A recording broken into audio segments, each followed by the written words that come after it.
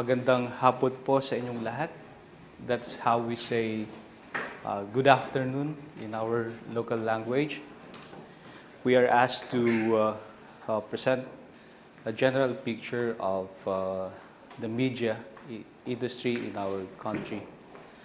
So my presentation is entitled Issues of News Industry and Journalism in the Philippines. But before that, please allow me to introduce my company. ABS-CBN is the Philippines' largest media and entertainment conglomerate.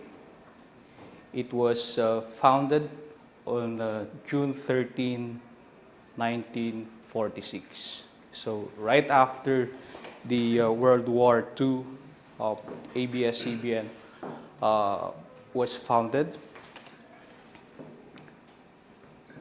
ABS-CBN broadcasts to different countries where there are Filipinos. It has international bureaus in the Middle East. We have in the United States, Europe, Australia, and several other countries via the Filipino channel. And aside from establishing international bureaus, ABS-CBN also established 17 regional stations and news bureaus to handle operations in different areas throughout the Philippines. So we have a national newscast, and at the same time we have a local newscast that will cater to the news needs of the local community. And out of that 17 regional TV stations, one is ABS-CBN Baguio, to which I belong. Baguio City is a city which was established by the Americans way back in 1909. Starting November to February, we experienced 7 degrees Celsius. So in a way, I am not new to the kind of weather that we have right now in Korea. But winter, I'm not sure if I can endure that kind of weather. Baguio City is 240 kilometers away north of Manila. As I have said during our first day of meeting, Baguio City has been a home for 7,000 Koreans. And the Korean community in the city of Baguio is very active in terms of participating to different community activities. And ABS-CBN Baguio has the local newscasts. It serves 3 billion households in Baguio City and other parts of northern Luzon. The local newscast is entitled TV Patrol Northern Luzon. Now, I will explain later why there's a logo down there, logo of an FM radio station. The local newscast has earned the reputation of being critical against the local government. Just last year, we made a series of reports against a lawmaker who was the alleged mastermind of illegal logging in our city. And luckily, we achieved our objective for him to face charges which were filed in the proper court. So he is facing charges right now. But since there are clamor for good news, because Filipinos are tired of the common reports that the traditional media has delivered all throughout the years, we try to be dynamic. So we tend to strike the balance in our newscasts. In what way? By coming up with reports that can help the people in preventing diseases, like how to earn money from a small capital. In short, we help the people to be empowered. So that's the kind of news. They wanted to know where's the best place to eat, what's the newest Korean restaurant in the city of Baguio, what's the best resort that can be reached with a meager budget. So these are the kind of report that the Filipinos are craving right now. They are tired of political stories. Politician A alleging that politician B is corrupt. 10 people were murdered. They are tired of that kind of news. They wanted the news landscape to be changed. So we have to address that. And now, from the micro level, please allow me to go into the macro level. The Philippine media in general. There are 3 major networks in the Philippines. One is ABS-CBN. I will not mention the others because it would be free advertising. Just kidding. We have GMA and we have ABC5. The other claims that they are number 1. The other claim that they are number 1. We claim likewise that we are number 1. Okay. And in 2004, Philippines had 225 television stations. Some media outlets, such as the IBC, are government-run. But these are the TV stations which are not being watched by the people. People always subscribe to the news being delivered by the 3 major networks who are being run and owned by private individuals. Huge number, 225 for 51, more than 50 million population. And we have 375 AM stations. We have 596 FM stations and 10 internet radio stations.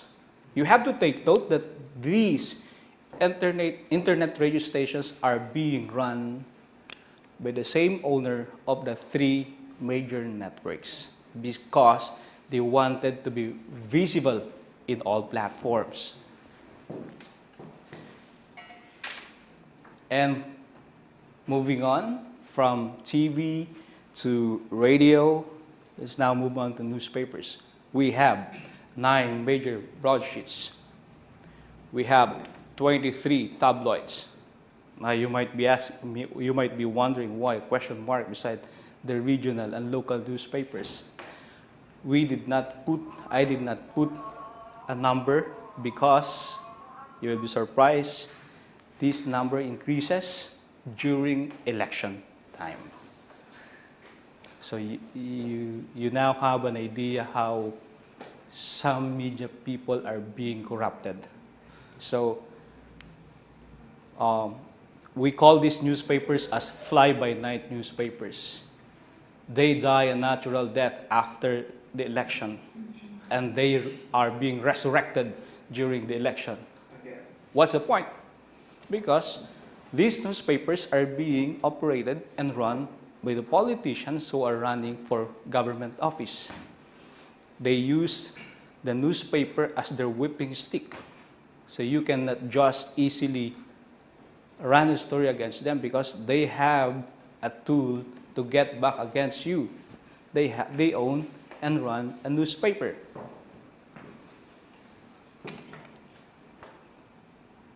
So what are the issues and challenges right now in the Philippines? It's so sad that the Philippines is the 2nd deadliest place for journalists. That is according to the Community to Protect Journalists, a group based in New York, and according to Center for Media Freedom Responsibility. Second, the first one is Iraq. Since 1986, there were 222 total number of Filipino journalists, media workers killed. Huge number. And Philippines again became famous because of what we call as the Maguindanao Massacre. This is the picture. You can see a line of cadaver bags along the road. Single deadliest event which happened in November 23, 2009, 58 media workers were killed in a single deadliest event in the media history. That's so sad. Who was the perpetrator? A known politician in the Philippines.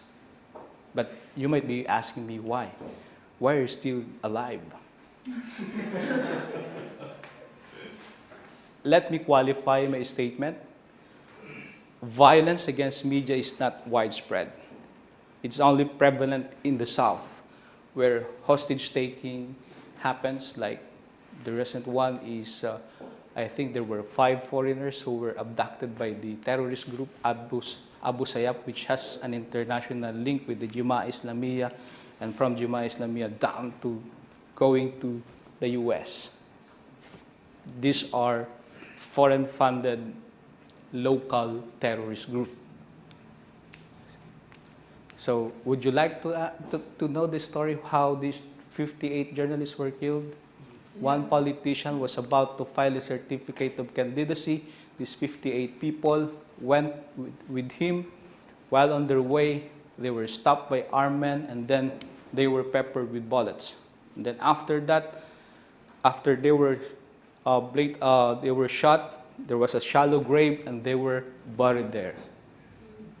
So that's how I cannot find an exact word to describe how tragic that event was to the Philippine media. Other issues and challenges aside from violence against media, libel suits are used to harass journalists. Right now, I am facing one libel suit filed by a police officer because of our expose on his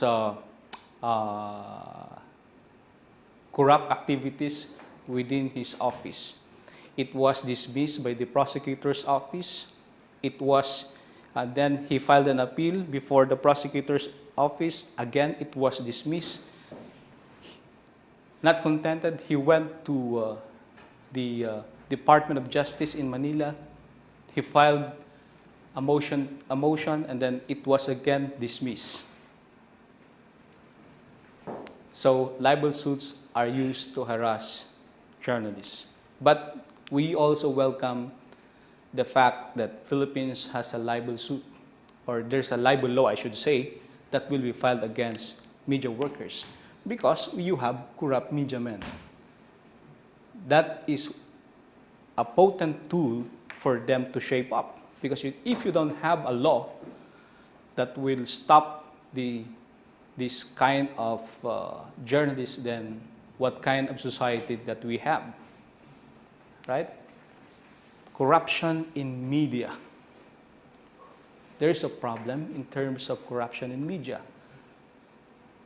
In the Philippines, we have what we call as ACDC journalists. If you are the politician, I will attack you, and if you don't give me money, I will continue my expose. But if you give me money, I will defend you and I will collect. That's the reason why ACDC. But that is not widespread. Not all. They say in all rank or in all professions there are always good and bad egg. Right? There are good doctors and there are bad doctors. You hate the doctors, but still you need the doctors. In the same manner that there are bad journalists and there are good journalists. You hate the journalists, but you like them because you need them, right? Another issue, some lacks training. Good for us in ABS-CBN because we are given trainings. which is provided by the company. And trainers came from CNN, BBC, and Al Jazeera. In fact, the former bureau chief of CNN Indonesia, Ms. Maria Ressa, was our president at ABS-CBN.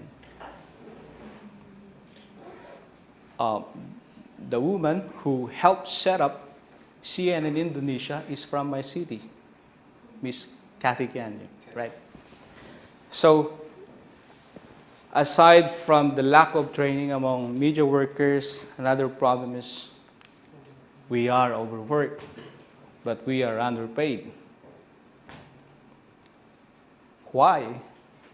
Media workers in the Philippines right now are overworked because of the pressure of the digital media. You wanted to be visible in all platforms, but you are given the same salary. Just like a carpenter, you are asked to build lots of houses, but you are given the same salary for a month. How do we treat that? So do you do it out of like spontaneously, or are you forced to do it? Lucky for us in ABS-CBN, because we are well compensated by the company, so we are obliged to be visible in all platforms. We have to do it. Like if there's a big news, okay, the protocol is, like for example, there were landslide in our region, like 200 people died in that landslide. The first thing that you should do is you alert your desk, and then the Manila station will break the story, and then you file your report. After that, you write your story for online. After writing your story for online, the English format will call you, you file a report. And then after that, your desk would say, hey, CNN and BBC is interested to get your story. Can you do a report? Sure. Buy a phone patch? Okay, let's go. And then after that, you have another master to serve, your local newscast. You are obliged again to report for your local newscast. So a lot of people are asking us, are you not tired? We're tired, but we love what we do. We follow one principle. If you think the kitchen is too hot, get out. Okay, new media versus traditional media. Philippines as the text capital of the world, with an average of 600 messages sent by an individual user each month. So we are on our mobile texting, keep on texting. As a matter of fact, right now I have received several messages inquiring me about why are you not on your newscast.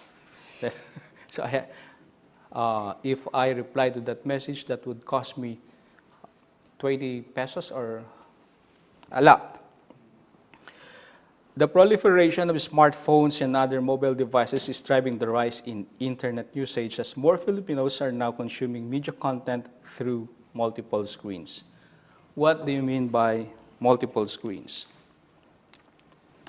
In Korea, as shared by our distinguished speakers, they said that Koreans, even in subways, we can see them looking at their mobile phone. But in the Philippines, that's not the way how we behave. You are in your living room, the TV is switched on, you're browsing your Facebook or your internet, your emails, but you are not actually watching the television, or the other way around. You're watching the news, you're still on your internet, but you're not actually browsing your internet. So that is what we mean by multiple screens. The good point is newspaper readership remains stable over the past year and steady quarter on quarter. We are not yet suffering from the problem being experienced right now by the Korean media. Radio listening also showed an upsurge from 53% to 62%. TV remains the most used platform for delivery of rich video content, but alternative platforms are emerging. As we move on to the other challenges being faced by the Philippine media, new media versus traditional media, people are using traditional media in union with the new media. Filipinos watch TV while accessing online content. So, what are the strategies that we are embracing right now? We reinvent. What do you mean by reinvent? Going back to the opening of my presentation, I asked you to take note of the logo at the uppermost part on my left. That is the logo of an FM radio station, which is also owned by ABS-CBN. So while we are live for our newscast, simultaneously, our newscast is being simultaneously aired over the radio. What's the logic? We are aired 5:15 in the afternoon to 5:50. Normally, government workers, office workers, get out from their office from 5 p.m. onwards. So, how can you deliver your news to this segment of market? You put your news on your radio, so while on their way, driving their car, while they are on their taxi, they can still listen to your newscast. So, at the end of the day, you are still visible in that platform and you help your program to be popular. Okay? And synergy. When we say synergy, there should be a collaboration between the radio, the online, and the traditional format to help you popularize your program. Please allow me to explain that further by showing you how we do it. While I'm here in Korea, I made this story about OFWs, overseas Filipino workers who had their program in Ansan, South Korea. So I made this story and then published it in our online. So you have this. It was published by abscbn.com, and right now it has an approximate 10,000 likes. And aside from that, we also use YouTube in our drive to help TV Patrol Northern Luzon be more popular. So how we do it? We are visible on YouTube.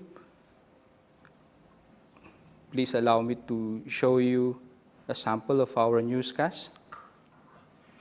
Pananamantala ng mga negosyante sa binansagang sitio na presa inirereklamo, pati kultura ng mga katutubo hindi na rin daw nirerespeto. Klinik inirereklamo dahil sa umano'y pag-issue ng Peking Certificate of Employment. Sampok sugatan matapos mawalan ng preno ang pampasahero jeep. Alagad ng sining gamit ay makeup sa pagpipinta.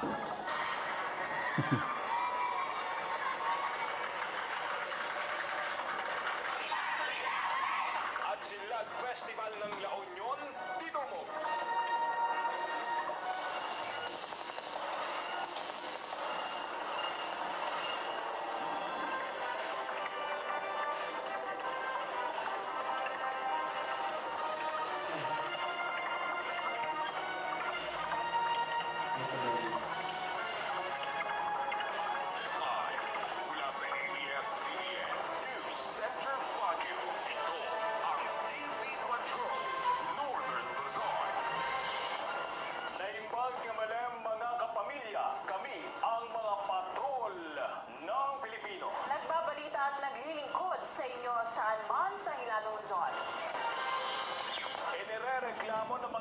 Okay. ang sobrang The logic is if you fail to watch our news today, you can still watch our news tomorrow because it will be on YouTube the following day.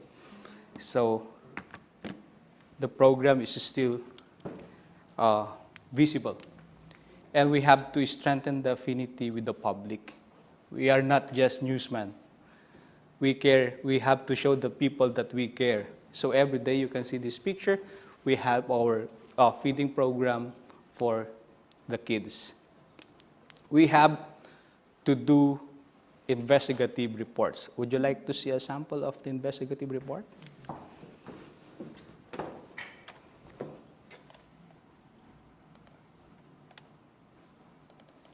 It's in Tagalog, but I will explain it later.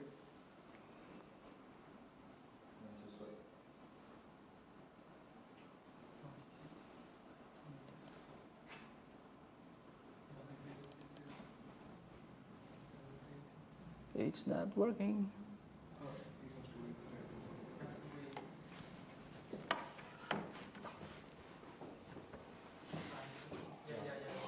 Pagkaano ng karahasan at bulagan ang politika at halalan sa abra at hindi mo na iinibadyan ang halalan ng barangay na mangyayari ako sa Oktubre at 28. Nagpapatrol, Dhobie Guzman. Pagkaano ng karahasan at bulagan ang politika at halalan sa abra at hindi mo na iinibadyan ang halalan ng barangay na mangyayari ako sa Oktubre at 28. Nagpapatrol, Dhobie Guzman. Pinupo ito ng Santunggana, 4 na barangay. Simple lang po ito ang kalakaran sa politika ng Abra. Ang analisis is that kung kanila ang kapitan, mas malakas. Welcome back to ANC's Halalan coverage. We start with an update from Baguio. We're joined live by our correspondent, Dhobie Guzman. Dhobie. At kung minsan, pagsama ng perang daan sa pamimili ng mga boto. Pero dahil mga barangay official ngayon ang tatakbo sa halalan, takbuhan naman nila ang mga partido sa matataas na pwesto. Lakas ang inamin ni Abra Governor Kip Persamin na may mga kaliado siyang kandidato na nanghihingi ng pera. Yung mga siya, gano'n ito ay pananda. Dahil namimili na yung kapilang kapila. Kasi kung namin yung gusto sa mga barangay na lang, kailangan magkampang na Kaliwagkan ng dahil ang mga medical vision sa mga panahon ito. Kaya hiling ng ilan, sana'y natin koleksyon para lagi may tumutulong. Pero bukod sa vote buying, umaasa mga taga-abra na hindi man maiwasan ang pandaraya at pangkukulang, sana ay mapawasan ang karahasan. Nagkalat ang mga checkpoint para makontrol ang mga lisensyadong parin. Patuloy din ang paglansag ng mga private armed group. Yung pong ating private armed groups had will drastically reduced from as many as 10 to at least 3 now. Sa kabila nito, 24 ng insidente ng parilan ang naitala sa apat nila nitong Hulyo. Iyan sa mga napatay ang mga pulong barangay. Lalo pang umiinit ng barangay election sa araw dahil magkakapag-anak ang mga tumatakbo. Sa bayang Pangked, tatakbong kapitan ng Zone 5 si Mila Valera, asawa ni Mayor Dominic Valera at ina ni Congresswoman Joy Bernos. Isa pang kaana, si Susan Valera ang tatakbo rin sa barangay Limukan. Kaya pinapanatan sila ng mga kritiko na nagtatayo ulalo ng sariling political dynasty. No, my daughter was running barangay captain for Guzman. He's already a barangay captain before, so there's no dynasty on that. Sa ngayon, siyang na barangay ang binabantay ng mga otoridad na maring maging target ng karahasan. Abnormal daw ang araw sa Abra kung walang barilan. Para sa ilan, isa itong masakit na biro. Kaya patuloy ang pagsisikap ng mga otoridad at mamamayan na tiyaking maging mapayapa ang halalang barangay at maiwasan ang patayan. Imbes na manibabaw ang karahasan at mauwi sa Aray, Abra. Kailangan ang dobleng sikap upang makasusad naman ang area Abra. Dhobie Guzman, Patrol ng Pilipino, Abra. So How long did it take? I made the legwork for that investigative report for 3 months. It speaks about the widespread corruption and killing in the province of Abra during election.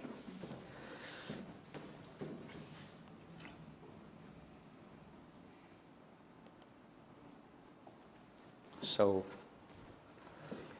aside from doing investigative reports, we deliver the news needs of the people and people-centered stories. And the last part of my presentation, what happened? Kamsahamnida. Thank you.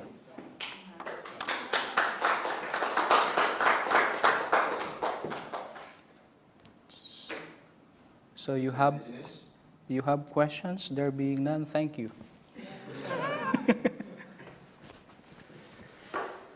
Oh, you might be asking why they have this kind of dress. That's the traditional dress of our elders in Baguio City. So they have a semblance with the traditional attire of Indonesia, I suppose, in terms of color and so on and so forth. So right now, I would be happy to answer your questions the best way I can. Yeah. In the Philippines, there is violence against journalists, corruption in the media, you are underpaid, and you work for extra hours. Are there still people want to work as a journalist in the Philippines, or there are no newcomers to the profession? Luckily, the problem on killings and being overworked but underpaid is not widespread in our city. More so with ABS-CBN, because ABS-CBN is a well-established company. But for some provinces where you can see small-time, I'll say small-time, local newspapers and local radio stations which do not follow a clear journalistic processes and clear company of code or an ethics, they are exposed to this kind of killings. So going back to your question, are there still newcomers who wanted to become storytellers? Yes. Well, in fact, for one single position that we are looking right now in our station, there were at least 200 applicants for that position in our company. Brother, I have one question. You have mentioned earlier that your country is the second deadliest country for journalists. Yeah. But I think conducting the investigative report is very dangerous sometimes. Yeah. You will go further into the detail of the story. Yeah. It's more difficult than just write a normal article. So, as you have done like a very impressive and good investigative report, so can you just have telling us what is your difficulty and how you what are the present challenges during this? During conducting the investigative report in your country. Very nice question. In the conduct of this kind of report, we normally face people who are not willing and openly cooperative in terms of giving information. So, well, we have lots of ways in finding the story. If you will not give your side of the story, then that's it is. We will just say our message to them is, hey, we want your side of the story, but you have to remember that with or without your story, we will run this story. And we get a lot of threats. Like one afternoon after my newscast, one man called me through the landline and said, Dhobie Guzman, I will kill you. So deep inside, I was worried. But several years of journalism experience have trained us how to deal with this. So I jokingly replied, "What time?" So I can prepare. Then he banged the phone. Bang. So those are the challenges. When they refuse to give information, that's okay. with or without your side of the story, we will run the story. Well, did you give like explanations that you were trying to contact, or you were trying to find the what they gonna say about this kind of problems before, right? So Yeah. you tell your viewers about these kind of problems you had, for these stories. Sometimes yes, but sometimes when there's no need, we don't, because that would just make this story longer. And you have to take note that we have a very limited time slot allotted for our newscast, only 30 minutes, and we are asked to produce 15 to 20 stories. So